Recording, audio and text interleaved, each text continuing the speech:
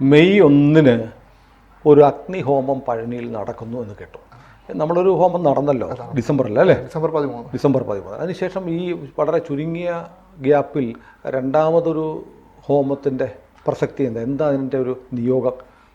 ഈ അഗ്നിഹോമം ഇപ്പോൾ അഗ്നിയാഗത്തിലേക്ക് എത്തിയിട്ടില്ല. അഗ്നിയാഗം വരാനിരിക്കുകയാണ്, അടുത്ത കൊല്ലാണ് ഉണ്ടാവുള്ളൂ. അത് ഞാൻ കൂടുതൽ ഡീറ്റെയിൽ പറയാം.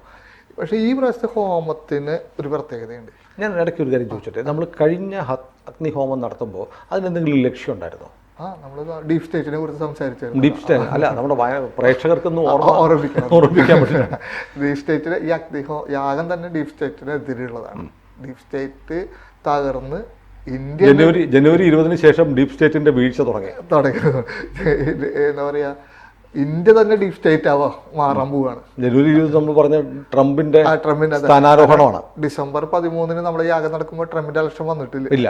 അപ്പൊ നമ്മൾ അന്നേ പറഞ്ഞിട്ടുണ്ടായിരുന്നു, ഈ ഹോമം കഴിഞ്ഞു തുടങ്ങി അടുത്ത അഗ്നിയാഗത്തിലുള്ള എന്തൊക്കെ നടക്കാൻ പോണു എന്ന് പറയണായിരുന്നു. അങ്കിടും ഇടും, അതായത് ഡീപ് സ്റ്റേറ്റിന്റെ ഭാഗത്ത് നിന്ന് ഇന്ത്യക്കെതിരെയുള്ള കുറെ ഇതുണ്ടാവും. പക്ഷെ അവരൊരിക്കലും വിജയിക്കില്ല. നമ്മളെപ്പോഴും വിജയിച്ച് അവസാനം അഗ്നിയാഗം എത്തുമ്പോഴേക്കും അത് തകർന്ന് തരിപ്പണമായിട്ട് ഇന്ത്യ തന്നെ ഡീപ് സ്റ്റേറ്റ് ആയിട്ട് മാറും എന്ന് പറഞ്ഞിട്ടുണ്ടായിരുന്നു. അപ്പോൾ നമ്മുടെ സാമ്പത്തിക രംഗത്ത് തകർക്കാൻ അവർ നോക്കും, നമ്മുടെ വിദേശ നിക്ഷേപകരെ പിൻവലിക്കാൻ നോക്കും, ചുറ്റുമുള്ള രാജ്യങ്ങൾക്ക് വെച്ചിട്ട് നമ്മളെ എതിർക്കാൻ നോക്കും. ഇതൊക്കെ നമ്മൾ അന്ന് സംസാരിച്ചിരുന്നു. പക്ഷെ ഇതൊന്നും മുമ്പത്തെ പോലെ വിജയിക്കില്ല. അവർ സ്റ്റെപ്പ് വയ്ക്കുമ്പോൾ 10 സ്റ്റെപ്പ് അങ്ങോട്ട് തിരിച്ചു വെച്ച് അവർ അതൊക്കെ തകർത്ത് കളയുന്നു. അതന്നെ തുടർച്ചയായിട്ട് അതിനുശേഷം ട്രംപിന്റെ വിജയം ആകെ ഒരു കുഴഞ്ഞു മറിഞ്ഞ അവസ്ഥയിലാണ് രാഷ്ട്രീയ രംഗവും സാമ്പത്തിക രംഗവും. ബംഗ്ലാദേശിനുള്ള സഹായം അമേരിക്ക നിർത്തി. എന്നിട്ട് പറഞ്ഞു ബംഗ്ലാദേശിന്റെ കാര്യം മോദി തീരുമാനിച്ചാൽ മതി എന്ന് പറഞ്ഞു. അതായത് അവർ ചെയ്ത ഓരോ സാധനവും തിരിച്ച് അടിച്ചു തുടങ്ങി. തിരിച്ചടിച്ച് നമ്മൾ ഭാരതം വിജയിച്ചു കൊണ്ടേയിരിക്കും. ഇപ്പൊ ട്രംപ് ഇപ്പൊ എല്ലായിടത്തും ഈ താരിഫ് അടിച്ചേൽപ്പിക്കുകയാണ്. നമ്മൾ പറഞ്ഞു ഡോളറിൽ മറ്റേ ഈ ചിഹ്നം ഉള്ളത് കൊണ്ട് ഡോളറിനെ പരാജയപ്പെടുത്താൻ പറ്റില്ല, ഡോളറിനെ വിജയിപ്പിക്കാൻ വേണ്ടിയാണ് ട്രംപ് ഇതൊക്കെ ചെയ്യുന്നത്. പക്ഷേ ഈ താരിഫ് വന്നപ്പോൾ ഇന്ത്യക്ക് 26% എന്നൊക്കെ പറയുന്നുണ്ടെങ്കിലും അത് 26% ഇല്ല. കാരണം നമ്മുടെ എക്സ്ക്ലൂഡഡ് ഒഴിവാക്കിയ ലിസ്റ്റ്, താരിഫ് ഒഴിവാക്കിയ ഒരു ലിസ്റ്റ് നോക്കുമ്പോൾ നമുക്ക് പ്രധാനപ്പെട്ട ഇറക്കുമതി കയറ്റുമതി സ്ഥാപനങ്ങളിൽ നമുക്ക് ഈ ടാക്സ് ബാധകമല്ല, ഇന്ത്യയെ കാര്യമായി ബാധിക്കുന്നില്ല. അതുമാത്രമല്ല, നമ്മൾ വിൽക്കുന്ന അതേ സാധനങ്ങൾ വേറെ രാജ്യക്കാരും വിൽക്കുന്നുണ്ട്. അവർക്ക് നമ്മളെക്കാളും ടാക്സ് കൂടുതലാണ്. അപ്പൊ നമ്മുടെ സാധനങ്ങൾക്ക് ഈസി മൂവ്മെന്റ് ഉണ്ടാവും. ഇതെങ്ങനെ കണക്കൂട്ടി തിരിഞ്ഞു പറഞ്ഞ് കുഴഞ്ഞു പറഞ്ഞ് വന്നാൽ അവസാനം തെളിയണത് നമുക്ക് അനുകൂലമാവും. അതാണ് അതിൻ്റെ ഒരു പ്രത്യേകത. അതേപോലെ ഇപ്പോൾ സാമ്പത്തിക രംഗം കുഴഞ്ഞു പറഞ്ഞ് നിൽക്കുകയാണ്. ബാക്കി പല ഇതും ഓഹരി വിപണി തകർന്നപ്പോൾ ഇന്ത്യ വിപണി തകർന്നില്ല. മറ്റേതൊക്കെ 7%, 8% കുറേ എല്ലാം നമ്മൾ 2.5 ആ ലെവലിലൊക്കെ നിന്നുള്ളത്. അപ്പോൾ ഈ സാമ്പത്തിക രംഗം കുഴഞ്ഞു മറിഞ്ഞ് തെളിഞ്ഞു വരുമ്പോൾ ഈ അടുത്ത കൊല്ലാവുമ്പോഴേക്കും തെളിഞ്ഞു വരുമ്പോൾ ഭാരതം ഏറ്റവും പവറായിരിക്കും. രാഷ്ട്രീയ രംഗത്തും ഭാരതം പവറായിരിക്കും. ഇപ്പൊ കാനഡ ഈ അടുത്ത് പറഞ്ഞു അവരുടെ ഇലക്ഷനിൽ നമ്മൾ ഇടപെടുന്നുണ്ട്, വരാൻ പോകുന്ന ഇലക്ഷനിൽ നമ്മൾ. ഇത് കുറച്ച് നാൾ മുമ്പ് വരെ ഇതൊക്കെ പറയണത് ആരാ? വെസ്റ്റേൺ കൺട്രീസ് ആണ്. പടിഞ്ഞാറൻ രാജ്യങ്ങൾ ഓരോ രാജ്യത്തെ റെജീം ചേഞ്ചിന് വേണ്ടി ശ്രമിക്കാറ്. ഇപ്പൊ തിരിഞ്ഞു പറഞ്ഞു തുടങ്ങി ഇന്ത്യ ശ്രമിക്കുകയാണ്. അല്ല, അമേരിക്ക പറഞ്ഞില്ലേ എന്ന് ആലോചിച്ച് നോക്കൂ, ഇന്ത്യയുടെ ഏജൻസികൾ അമേരിക്കൻ മണ്ണിൽ വന്നിട്ട് ആളുകളെ കൊല്ലാൻ നോക്കുന്നു എന്ന്. പണ്ട് CIA ആണ് ചെയ്തുകൊണ്ടിരുന്നത്. CIA ഒക്കെ ഏജന്റുമാരെ എല്ലാ രാജ്യത്തുണ്ടായിരുന്നു. അവര് മുഖാന്തരം ഭരണാധികാരികൾക്ക് ഡയറക്ഷൻ കൊടുക്കും, ഇന്നത് ചെയ്യണം, ഇന്ന നയം നടപ്പിലാക്കണം. ഇപ്പൊ ആ തിരിയലാണ് വരുമ്പോൾ അവിടെയാണ് ഇന്ത്യൻ ഇലുമിനാറ്റി എന്ന് പറയുന്ന ഒരു സംഭവത്തിന് പ്രസക്തിയാണത്. അപ്പൊ 2 ഇലുമിനാറ്റി ഉണ്ട്. വെസ്റ്റേൺ ഇലുമിനാറ്റി, അതാണ് നമ്മൾ ഡീപ് സ്റ്റേറ്റ്, ഭാരതീയ ഇലുമിനാറ്റി. അവിടെയാണ് ഞാൻ ഇനി പറയാൻ പോകുന്ന കാര്യങ്ങൾ. ഇപ്പൊ ഞാനൊരു യാത്ര നടത്തിയിരുന്നു പിറന്നാളിന്. അങ്ങേക്കറിയാം, ഒരു പിറന്നാളിൽ എല്ലാ പ്രാവശ്യവും യാത്ര പോകും. ഈ പ്രാവശ്യം പോയത് ഇന്ത്യ ചൈന ബോർഡറാണ്. അപ്പൊ ഞാൻ ഈ അടുത്ത കാലത്തൊക്കെ എൻ്റെ യാത്രകൾ ഭവന്റെ ഡയറക്ഷനിൽ പോണത് ഈ ഇന്ത്യ ചൈന ബോർഡറാണ്. ഇപ്പൊ ഞാൻ സ്പിറ്റി വാലി പോയിരുന്നു, അതിന് മുമ്പ് സിക്കിമിൽ പോയിട്ടുണ്ടായിരുന്നു, ഗാങ്ടോക്കിൽ. അതിന് മുമ്പ് ഹിമാചൽ ധർമ്മശാല പോയിട്ടുണ്ടായിരുന്നു. ധർമ്മശാല അറിയാലോ, എന്താ ഇമ്പോർട്ടന്റ്, ദലൈലാമ. ഇത്ര സ്ഥലങ്ങളിലേക്ക് പോകുമ്പോ അപ്പൊ ഞാൻ അന്ന് നമ്മൾ സംസാരിക്കുമ്പോൾ പറയുന്നത് ഇന്ത്യ ചൈന ബന്ധത്തിന്റെ മാറ്റങ്ങൾ.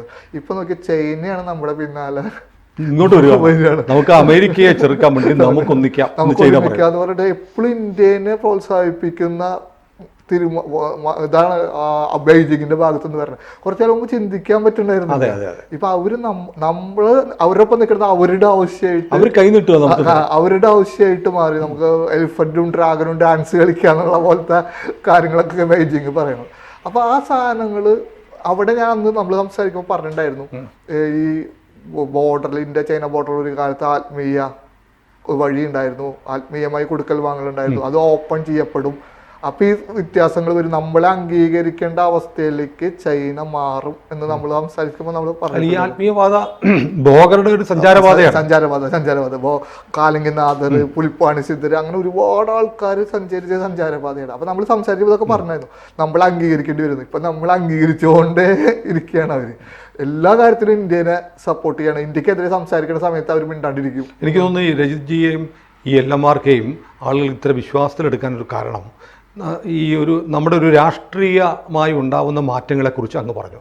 ഈ ആധ്യാത്മികത പറയുമ്പോൾ, മുരുക ഭഗവാനെക്കുറിച്ച് പറയുമ്പോൾ, മുരുക യുഗം വരുന്നു എന്നൊക്കെ പറയുമ്പോൾ അതിനെ സമകാലിക ഇന്ത്യൻ പൊളിറ്റിക്സും ലോകരാഷ്ട്രീയവുമായി കണക്ട് ചെയ്യാൻ പറ്റി. അത് മാത്രം കണക്ട് ചെയ്ത് കഴിഞ്ഞപ്പോൾ അത് നമ്മൾ പറഞ്ഞതുപോലെ ലോകത്ത് സംഭവിക്കുന്നു. നമ്മൾ ഈ ഭഗവാൻ തീരുമാനിച്ച ഡിസൈനിൽ ഈ കാര്യങ്ങൾ നടക്കുന്നു എന്ന് അങ്ങേക്ക് മുൻകേ പറയാൻ പറ്റി.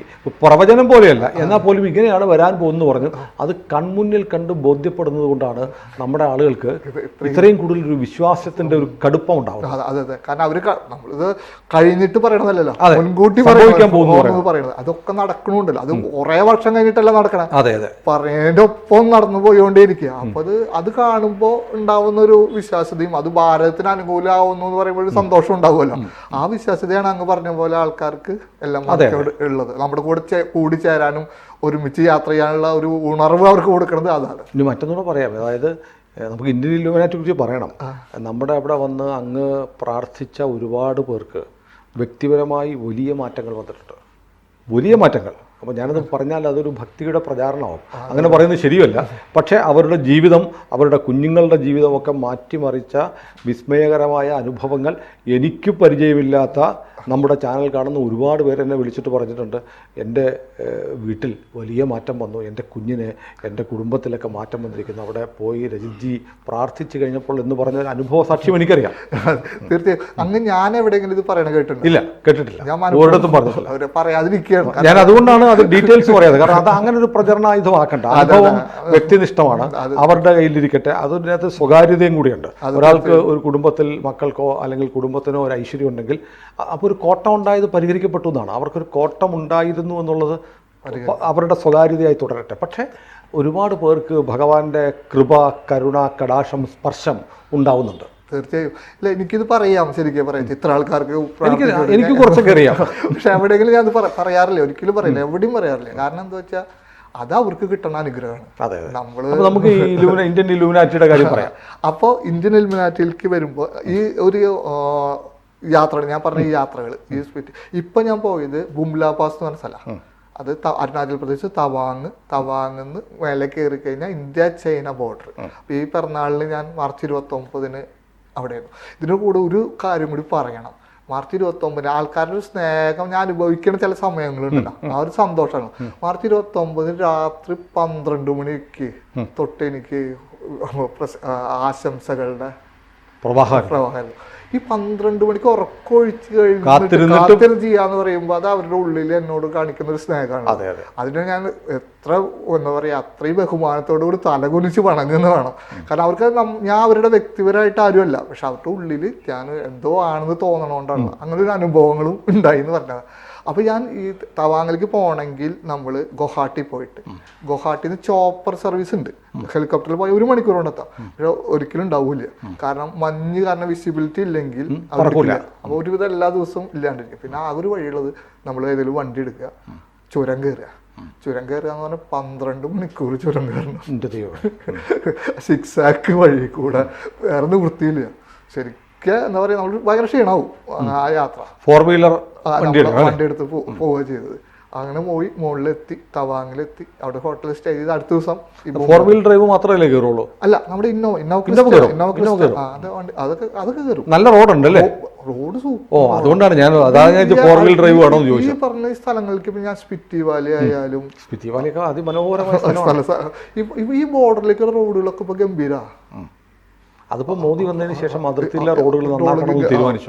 മുൻകാലങ്ങളിൽ ചൈനക്കാർ ഇതിലെ കയറി വരുമെന്ന് ഓർത്ത് മുൻ സർക്കാർ റോഡ് പണിയില്ല. ഈ ബോർഡ് റോഡ് സർവീസ് അങ്ങനെ പറയുന്ന ബോർഡർ റോഡ് സർവീസ് അവരാണ് ചെയ്യുന്നത്. ഗംഭീര വർക്കൗട്ടോ. അത് സൈന്യം ഇപ്പൊ നമ്മുടെ ആർമി പോകുന്നതിന് മുമ്പ് അവരാണ് പോകുന്നത്. അതിർത്തി റോഡുകൾ മുഴുവൻ ഗ്രഫും BRO ബോർഡർ റോഡ് ഓർഗനൈസേഷൻ എല്ലാവരും ബോർഡ് കാണും ചെയ്യാം. ടണലൊക്കെ ഉണ്ടാക്കിയത് കാണുമ്പോഴേ അത്ഭുതവും ഭയങ്കര എക്സ്പീരിയൻസാണ്. അപ്പൊ നമ്മൾ അവിടെ ചെന്ന് അപ്പൊ അവിടുന്ന് പിറ്റേ ദിവസമാണ് ഭൂമില ഇതിലേക്ക് പോകണം പാസ്. അതാണ് ഇന്ത്യ ചൈന ബോർഡർ. അപ്പോൾ 16,000 അടി ഉയരാണ്, മഞ്ഞ് മൂടിയ സ്ഥലമാണ്. നമുക്ക് ഇന്ത്യ ചെയ്ത അതിർത്തിയിലേക്ക് പോകാൻ പറ്റും. നമ്മുടെ പട്ടാളക്കാരെ കൊണ്ടുപോകും, അവർ കൊണ്ടുപോകും. ഞാൻ പിറന്നാൾ ദിവസം അവിടെ ആയിരുന്നു. 200 മീറ്റർ അപ്പുറം ചൈനീസ് പട്ടാളക്കാരെ കാണാം. അത്രയും അടുത്തെത്താം. ഞാൻ അവിടെ ഇത് പ്രാർത്ഥിച്ചു. അപ്പൊ എന്തുകൊണ്ട് അങ്ങോട്ട് പോകണമെന്ന് പറയുമ്പോൾ നമുക്കവിടെ 2-3 ഇതുണ്ട്. ഒന്ന് കാവൽ ദൈവം യതികൾ, പിന്നെ 2 ഞാൻ നേരത്തെ പറഞ്ഞ ഇന്ത്യൻ ഇലുമിനാറ്റി എന്ന് വിളിക്കുന്ന അശോക ആൻഡ് നയൻ. അതിന് തൊട്ട് മുമ്പ് പറഞ്ഞത് യതി. കാരണം ആ ഭാഗങ്ങൾ മുഴുവൻ കൺട്രോൾ ചെയ്യുന്ന ആൾക്കാർ അവരാണ് യതികൾ. നമ്മൾ സിക്കിമിലുണ്ട് അവര്. പല രഹസ്യങ്ങളും അവരാണ് സൂക്ഷിക്കുന്നത്. അപ്പൊ അവരെ വണങ്ങുക, അശോക ആൻഡ് നയൻ എന്നൊരു ഇന്ത്യൻ ഇലുമിനാറ്റി, അവരെ വണങ്ങുക, മുരുകനെ പ്രാർത്ഥിക്കുക. ഈ അശോക നയൻ എന്ന് പറഞ്ഞത് എന്താ? അതാണ് അതിനൊരു പ്രത്യേകത പറഞ്ഞാൽ ഒരു അശോക ചക്രവർത്തി അദ്ദേഹം ബുദ്ധമതം സ്വീകരിക്കുന്ന മുമ്പ് അദ്ദേഹത്തിന് കുറെ രഹസ്യങ്ങളുണ്ടായിരുന്നു. അത് 9 പേർക്കായിട്ട് കൊടുത്തു, 9 പണ്ഡിതന്മാരെ. എന്നിട്ട് നിങ്ങളിത് സൂക്ഷിക്കണം, അത് കാലങ്ങളാണ് നിങ്ങളുടെ പരമ്പര സൂക്ഷിച്ചിട്ട് അത് സമയമാകുമ്പോൾ ഭാരതത്തിനെ ഏറ്റവും പവർഫുൾ ആക്കാൻ യൂസ് ചെയ്യണം. അതാണ് പറഞ്ഞിട്ടാണ് പോകുന്നത്. നമ്മുടെ ഈ അശോകാന്റെ നയൻ എന്ന് പറയുന്ന പോലെയാണ് മുരുകവാനും നവവീരരെന്നും പറയാ. പിന്നെ വിക്രമാദിത്യനും നവപണ്ഡിതനും. ഇതൊരു നവരത്നങ്ങൾ. ഇത് തുടർച്ചയാണ് ഇതിന്റെ വരണം. അപ്പൊ ഈ 9 പേര് ആധുനിക ഭാരതത്തിന്റെ കാര്യങ്ങൾ തീരുമാനിക്കും എന്നുള്ളൊരു സങ്കല്പമുണ്ട്. ഇപ്പൊ നമ്മൾ സംസാരിച്ചു പറഞ്ഞിട്ട് ഭാരതത്തിലെ പ്രധാന അടയാളങ്ങളൊക്കെ ഹിന്ദുമതം ഇത്ര ഇട്ടായിട്ട് അടയാളങ്ങൾ ബുദ്ധമതം അടയാളങ്ങൾ വരാൻ ഒരു കാരണം ഇവരുടെ ഞാനിത് പറഞ്ഞപ്പോൾ ഞാൻ പെട്ടെന്ന് ആലോചിക്കുന്നത് നമ്മുടെ പ്രധാനമന്ത്രി നരേന്ദ്രമോദിയുടെ ഏറ്റവും അടുപ്പമുള്ള ഏറ്റവും പ്രധാനപ്പെട്ട വകുപ്പുകളിരിക്കുന്ന 9 പ്രധാനപ്പെട്ട മന്ത്രിമാരുണ്ട്. അതെയാ? ആൾക്ക് എല്ലാ പേര് മനസ്സിലാവും. അമിത്ഷാ മുതൽ 9 പ്രധാനപ്പെട്ട പേരുകൾ. ആളൊന്നും കാണാൻ ഇതൊക്കെ ചെയ്യണത്. കാരണം നമ്മൾ പറയാം എത്രയോ കാര്യങ്ങളിൽ നമുക്കൊരു കണക്ഷൻസ് കാണാൻ പറ്റില്ല. അപ്പൊ അതുകൊണ്ടാവും ഈ പ്രാവശ്യം മറ്റേ ന്യൂനപക്ഷ വകുപ്പ് ഒരു കിരൺ റിജിജു ബുദ്ധമതക്കാരനാണ് കൊടുത്തിരിക്കുന്നത്. അപ്പോൾ കാരണം ഇപ്പൊ അദ്ദേഹം മോദിജിയുടെ കാര്യങ്ങൾ നോക്കിയറിയാം. ഈ ബുദ്ധമതത്തിന് കുറച്ചും കൂടി അദ്ദേഹം കുറെ കാര്യങ്ങൾ ചെയ്യുന്നുണ്ട്. അല്ല, നമ്മൾ വടക്കേ ഇന്ത്യയിലേക്ക് പോകുമ്പോൾ ഈ ദശാവതാരങ്ങളിൽ നമുക്ക് കേരളത്തിലാണ് ബലരാമനെ പറയുന്നത്, അവിടെ ബലരാമനില്ല, ബുദ്ധനാണ്. അയോധ്യയിലെ വിഗ്രഹത്തില് ഇല്ലേ, ശ്രീരാമന്റെ വിഗ്രഹത്തിൽ ദശാവതാരം കുത്തിവെച്ചതില് ബുദ്ധനുണ്ട്. നോർത്ത് ഇന്ത്യയിൽ ബുദ്ധനാണ്. ബുദ്ധമതവും ജൈനമതവും സിഖ് സഹോദര മതമാണ്. ഇത് ബുദ്ധമതവും ജൈനമതവും ഹിന്ദുമതത്തിന്റെ ഭാഗം തന്നെയാണ്. നമ്മൾ ഓം എന്ന് പറയുമ്പോൾ ബുദ്ധമതക്കാർ ഓം മണിപത്മേഹും എന്നാണ് പറയുന്നത്. അതെ. ഇതിൽ വേറൊരു കാര്യം കൂടി ശ്രദ്ധിച്ചറിയാം. മുരുകന്റെ സ്ഥലം കുമാരികാണ്ഡം നമ്മൾക്കറിയാം. ഇന്ത്യയുടെ കന്യാകുമാരി തൊട്ട് ഓസ്ട്രേലിയ, ഇപ്പുറത്ത് മഡഗാസ്കർ, ഇത് കഷ്ണമായിട്ട് പോയിട്ട് ജപ്പാൻ, ഇന്തോനേഷ്യ, മലേഷ്യ, ഇതൊക്കെ ഏതാ തെക്ക് കിഴക്കേ ഏഷ്യ സൈഡാണ് വരുന്നത്. ബുദ്ധമതം സഞ്ചരിച്ച വഴികൾ നോക്കി നോക്കിയേ, പ്രചരിച്ചത് ഈ സൈഡ് ട്രാക്കിൽ. ഒരു കാര്യം കൂടി പറയാം, നമ്മുടെ അടുത്ത യാഗത്തിന് ഇമ്പോർട്ടൻ്റ് ആയ ആള് നേതാജി സുഭാഷ് ചന്ദ്രബോസ് സഞ്ചരിച്ച വഴിയാൽ നോക്കി നോക്കിയേ, ഈ വഴി തന്നെയാണ്. ഇവിടെ എനിക്ക് കണക്ഷൻ എങ്ങനെയാ വരുന്നത് വെച്ചാൽ, ഞാൻ ഇപ്പൊ മുരുകന്റെ ലോകം മുഴുവൻ മുരുകയുഗം വരുന്നു, ഭഗവാന്റെ ഇത് വരുന്നുണ്ടെങ്കിലും എനിക്ക് ഒരിക്കലും യൂറോപ്പിലേക്ക് സഞ്ചരിക്കാൻ പറ്റില്ല. ഇനി ഒരിക്കലും എന്റെ ജീവിതത്തിൽ യൂറോപ്പ്, അമേരിക്ക സൈഡിലേക്ക് പോകാൻ പറ്റില്ല. അതെന്താ? കാരണം അവിടെ ചില കാര്യങ്ങൾ ചെയ്തു വെച്ച് പോകുന്നത്. ഇനി ഞാൻ പോകാൻ പറ്റില്ല. ഞാൻ വഴിക്ക് എനിക്ക് യൂറോപ്പ്, എത്ര ആൾക്കാർ എന്നെ യൂറോപ്പിലേക്ക് അമേരിക്കയിലേക്ക് വിളിക്കണറിയാം. എനിക്ക് ഈ ബാലികേറാമല എന്നൊക്കെ പറയില്ലേ, അതേപോലെ സ്ഥലമാണ് ഇത്. ഇനി ആ വഴിക്ക് പാശ്ചാത്യ നാട്ടിലേക്ക് പോകാൻ പറ്റില്ല. എൻ്റെ ഏരിയ ഈ ഏരിയ, എൻ്റെ ഡ്യൂട്ടികൾ കിടക്കുന്നത് ഭഗവാന്റെ സഞ്ചാരപഥമാണ്. ഇത്രയും കണക്ഷനുകളുള്ള വഴി കൂടിയാണ് ഞാൻ സഞ്ചരിക്കാൻ പോണത്. അപ്പൊ ഇവരുടെയൊക്കെ അനുഗ്രഹം എനിക്ക് ആവശ്യമുണ്ട്. അതിൻ്റെ ഒരു ഭാഗമാണ് ഇന്ത്യൻ ഇലുമിനാറ്റി എന്ന് വിളിക്കുന്നത്. അത് ഈ അശോക ആൻഡ് നയൻ എന്ന് പറയുന്നതാണോ ഇന്ത്യൻ ഇലുമിനാറ്റിയുടെ ഒരു റൂട്ട് എന്ന് പറയുന്നത്? ഈ 9 പേര്, അശോക എന്ന് പറയുന്നത് ഈ 9 പേരാണ് ഇന്ത്യൻ ഇലുമിനാറ്റിയുടെ റൂട്ട്. ഈ ഇന്ത്യൻ ഇലുമിനാറ്റിയുടെ ഇനിയൊരു പവർ ഇനിയുള്ള കാലത്ത് വരാൻ ആ 9 പേരുടെ പ്രതിപുരുഷന്മാർ പല കാലഘട്ടങ്ങളിലും ഉണ്ടായിരുന്നു. പല കാര്യങ്ങൾ ഉണ്ടായിട്ടുണ്ട്. അവരെ അതാണ് ഞാൻ റൂട്ട് പറഞ്ഞത്, മുരുകാനും നവവീരരും പിന്നീട് വിക്രമാദിത്യനും 9 സദസ്സിലെ 9 രത്നങ്ങൾ, മോദിയും 9 പേരും. ഈ കണക്ഷൻസ് ഇങ്ങനെ വരുമ്പോ ഇനിയുള്ള ഈ വെസ്റ്റേൺ ഇലുമിനാറ്റി തകരുമ്പോൾ, വെസ്റ്റേൺ ഇലുമിനാറ്റിയാണ് ഇതുവരെ ഹൈ ലെവലുന്നത്, അവർ തകരുമ്പോൾ ഇന്ത്യൻ ഇലുമിനാറ്റി ഉയരും. ഇപ്പൊ നമുക്കറിയാം വെസ്റ്റേൺ ഇലുമിനാറ്റിയുടെ ചിഹ്നങ്ങൾ പല സ്ഥലത്തും വെസ്റ്റേൺ വ്യവസായ സ്ഥാപനങ്ങളിലും, അമേരിക്കൻ ഡോളറിലുണ്ട്, വ്യവസായ സ്ഥാപനങ്ങളിലുണ്ട്, രഹസ്യമായിട്ടും പരസ്യമായിട്ടും പല ഓഫീസുകളിൽ വെച്ചിട്ട്. ഇതൊക്കെ മാറി ഇന്ത്യൻ ഇലുമിനാറ്റിയുടെ ഒരു ചിഹ്നം വരും. ആ ചിഹ്നം ഇനി പലരും ഓഫീസുകളിലും വീടുകളിലും വെക്കുന്ന ഒരു സമയമായി തുടങ്ങുകയാണ്. നമ്മൾ ഫെങ്ഷുയൊക്കെ വെക്കുന്ന പോലെ. അതെ, അതിന്റെ ഒരു സ്റ്റാർട്ടിങ് ടൈമായി തുടങ്ങി. ഈ അഗ്നിയാഗത്തിന്റെ സമയത്ത് അതിന്റെ പൂർണ്ണതയിലേക്ക്. അല്ല, ഞാനിപ്പോഴും ഇതിന്റെ ത്രില്ലിൽ നിന്ന് മാറിയിട്ടില്ല. ഞാനിപ്പോഴും ആ പേരുകൾ നരേന്ദ്രമോദിയുടെ ടീം നരേന്ദ്രമോദി, ക്യാബിനറ്റ് മാത്രമല്ല, ടീം നരേന്ദ്രമോദി എന്ന് പറഞ്ഞാൽ കൃത്യം 9 പേരാണ്. അതിനകത്ത് അമിത്ഷാ വരും, ഹിമന്ത ബിശ്വ വരും, നിർമ്മല സീതാരാമൻ വരും, യോഗി ഇവിടെ പറഞ്ഞല്ലോ, അമിത്ഷാ വരും, രാജ്നാഥ് സിംഗ് വരും. അങ്ങനെ ഏറ്റവും പ്രധാനപ്പെട്ട 9 പേരാണ്. അതിന് തുടർച്ചയാണ്. അതെ, ആ ഇലുമിനാറ്റി അശോക +9, മോദി +9. അപ്പൊ അതിന്റെ ഒരു അദ്ദേഹം ഓരോ ടൈമിൽ അതിനനുസരിച്ച് കാര്യങ്ങൾ ചെയ്യണം. അപ്പോൾ കാരണം നമുക്കറിയാം പുറമേ ഉള്ളതും അടിയിൽ കൂടെ പോകണ ആ ഒരു കണക്ഷനും നമ്മളെപ്പോഴും സംസാരിക്കാറുള്ള വിഷയമാണ്. അത് ഇതിൽ വന്ന് നിൽക്കും. അതിന്റെ തുടർച്ചയാണ് ഇപ്പൊ ഇന്ത്യൻ ഇലുമിനാറ്റിയും എൻ്റെ തവാങ് യാത്രയുടെ കാര്യം. പിന്നെ നമ്മൾ തവാങ് യാത്രയിലെ എന്തെങ്കിലും ഒരു അനുഭവം കൂടെ പറഞ്ഞാൽ നമുക്ക്. തവാങ് യാത്രയിൽ നമ്മൾ ഞാൻ പറഞ്ഞ പോലെ 6 ആക്ക് വഴി കൂടെ അങ്ങനെ മുകളിൽ കയറി അവിടുന്ന് ബുംല പാസിലേക്ക് പോകണം. 16,000 അടി ഉയരണം. ഫുൾ മഞ്ഞാണ്. ഓക്സിജന്റെ അളവ് ബ്രീത്തിങ് ഇഷ്യൂ ഉണ്ടാവും അല്ലേ? വളരെ 4-5 പേര് വീണു അവിടെ വന്നിട്ടുള്ളത്. എന്താ പറയാ, ഓക്സിജൻ ഇല്ലാണ്ടായ മനുഷ്യൻ ഉണ്ടോ? പട്ടാളക്കാരെ എടുത്തോണ്ട് പോയി അവരുടെ ആശുപത്രി ഉണ്ട്, അതിലേക്ക് കൊണ്ടുപോകണമുണ്ട്. 4-5 പേര് വീണു അതിർത്തിയിലേക്ക് പോകുന്ന സമയത്ത്. ഞാൻ അവിടെ ഇരുന്നിട്ട് അവിടുന്ന് മണ്ണെടുത്തു ഈ യാഗത്തിൽ സമർപ്പിക്കാൻ വേണ്ടി. അവിടെ ഈ കാവൽ ദൈവങ്ങളെ, കാരണം ഈ യാഗം കാവൽ ദൈവങ്ങൾക്കുള്ളതാണ്. മെയ് 1 നമുക്ക് ഡീറ്റെയിൽ സംസാരിക്കാം. മുരുകവാനും സേനയ്ക്ക്, മുരുകസേനയ്ക്ക് വീരബാഹുവിന്റെ മുരുകസേന, നേതാജി സുഭാഷ് ചന്ദ്രബോസിനുള്ള പൂജ, ആ മര്യാദ, പിന്നെ ഇന്ത്യൻ ഇലുമിനാറ്റിക്കുള്ള പൂജ. നമ്മൾ ഓരോ രാജവംശത്തിനെ കുറിച്ച് സംസാരിക്കാറുണ്ട്. നമ്മൾ കഴിഞ്ഞ പ്രാവശ്യം നമ്മൾ വിക്രമാദിത്യൻ അവർക്ക് പൂജ ചെയ്തിരുന്നു, ചോള രാജാക്കന്മാർക്ക് ചെയ്തിരുന്നു. ഈ പ്രാവശ്യം മൗര്യ സാമ്രാജ്യത്തിനാണ് ചെയ്യുന്നത്, ഇന്ത്യ മുഴുവൻ ഭരിച്ച മൗര്യ സാമ്രാജ്യം. ഒപ്പം നമ്മളെപ്പോഴും ഓർക്കേണ്ടതും കുട്ടികളെ കൊണ്ട് പഠിപ്പിക്കേണ്ടതായ ഒരാൾ ചാണക്യൻ, അദ്ദേഹത്തിനും കൂടി ഈ പൂജ ചെയ്യാൻ പോകണം. അപ്പോൾ അതിൻ്റെ ഭാഗമായിട്ട് അന്ന് ആ തവാങ്ങിൽ പോയി അവിടെ ഇരുന്ന് മുരുകനെ പ്രാർത്ഥിച്ച് അവിടുന്ന് മണ്ണെടുത്ത് എൻ്റെ പിറന്നാൾ ദിവസം ഞാൻ തിരിച്ച് വന്നു. വരണ വഴിക്ക് കാമാഖ്യ എന്ന് പറഞ്ഞു, അവിടെ പോയി തൊഴുതു.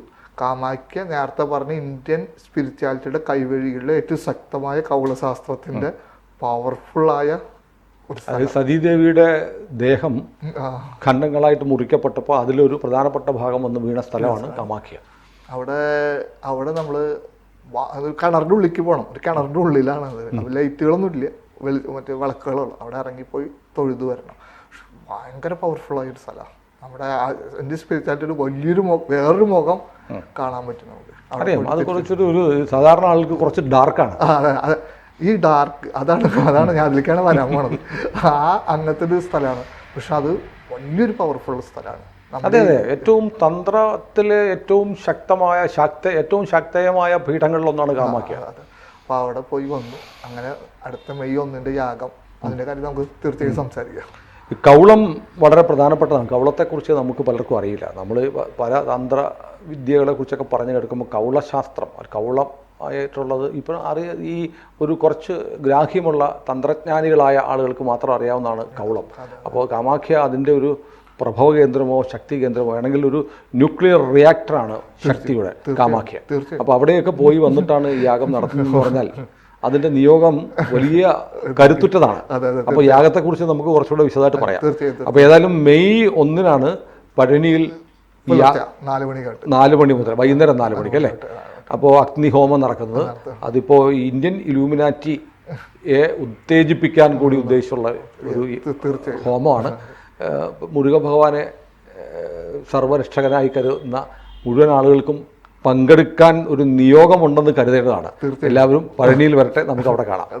അപ്പോൾ അടുത്ത എപ്പിസോഡ് നമ്മൾ 1 മണിക്കൂർ കൂടെ കഴിഞ്ഞിട്ട് നമ്മൾ അപ്ലോഡ് ചെയ്യുന്നുണ്ട്. കാരണം തീർന്നില്ല, നാളെയും ഉണ്ടാവും ഇതിൻ്റെ ബാക്കി.